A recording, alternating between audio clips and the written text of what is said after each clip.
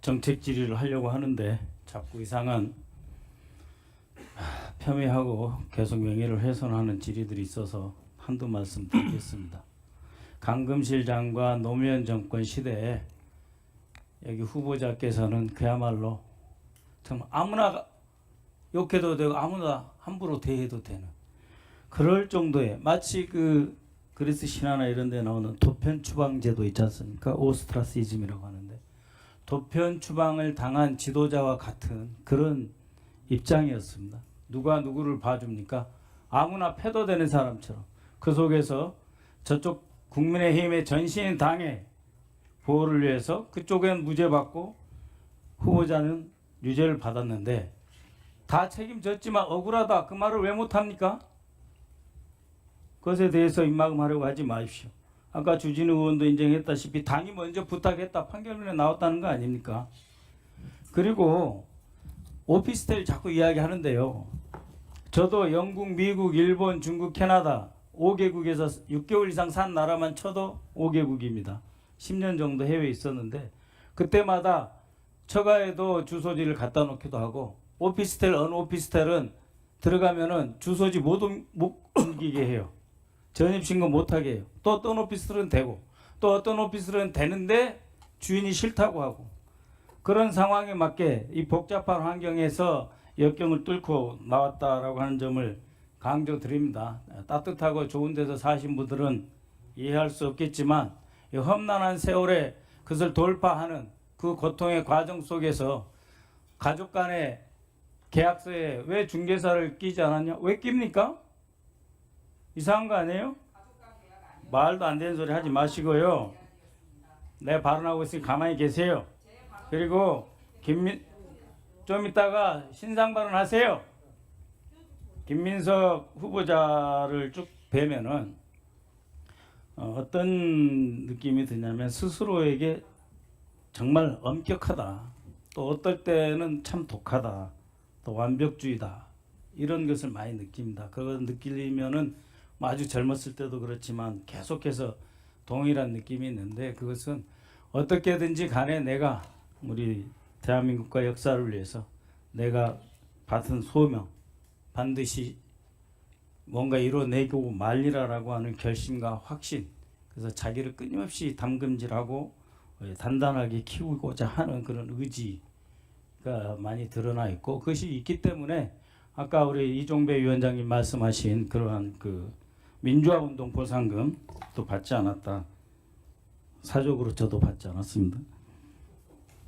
근데 지금 신청하면 된다는 건 이제 오늘 알았으니까 생각해 보려고 그러고요.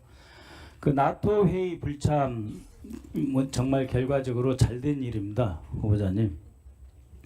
트럼프 대통령도 이 참석을 하지 않기로 결정을 했고 또 인도태평양에 있는 주요 미국의 가장 가까운 나라 또 영미권에 가장 가까운 호주도 참석하지 않았습니다. 당연히 일본도 참석하지 않았고요. 그 폴 케네디가 쓴 강대국의 흥망이라는 책을 보면 왜 제국이 망했는가 할 때 자기 국력에 비해서 지나치게 멀리 팽창했을 때 망한다. 그래서 오버스트레치라는 표현이 있죠.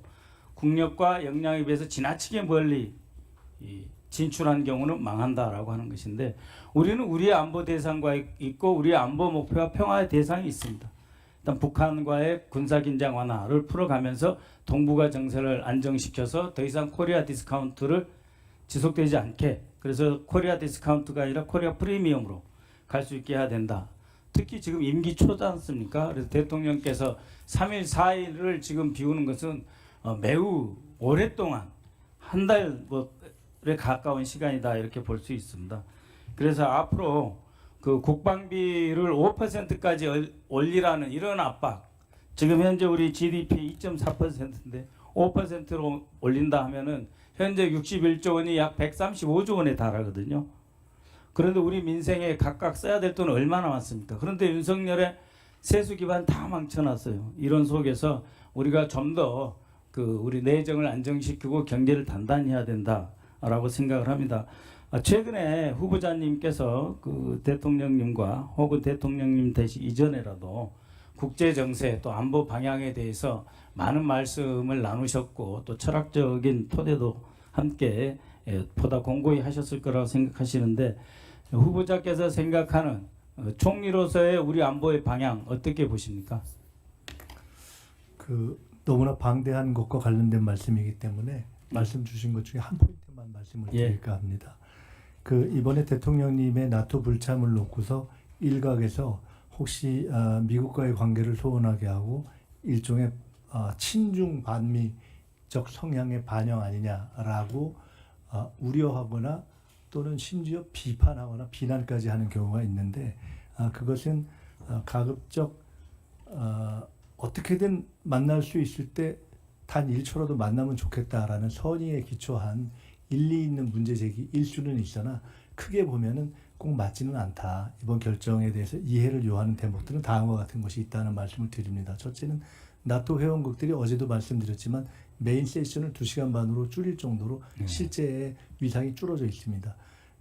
트럼프 대통령의 참석 또는 급거 귀국이 다시 G7처럼 반복될 가능성이 존재합니다.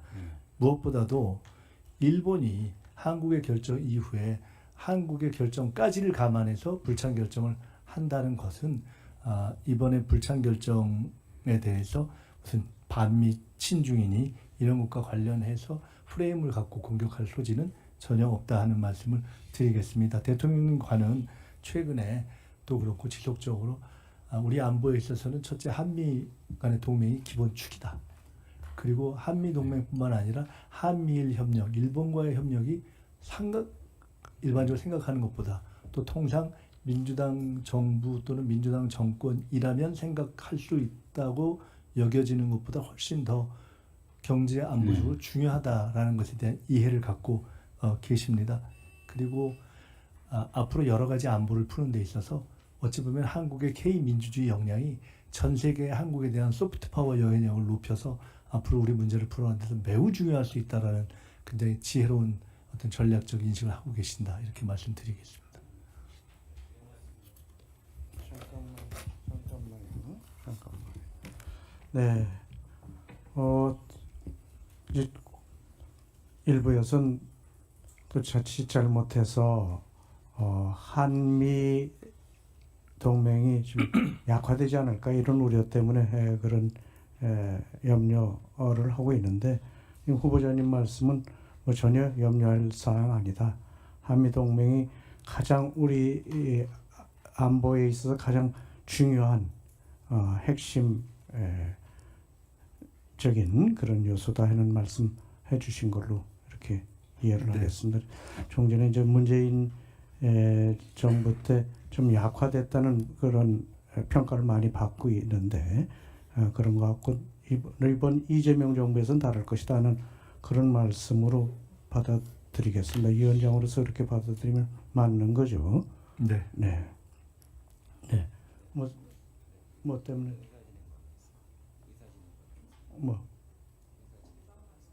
잘해? 네. 네. 3분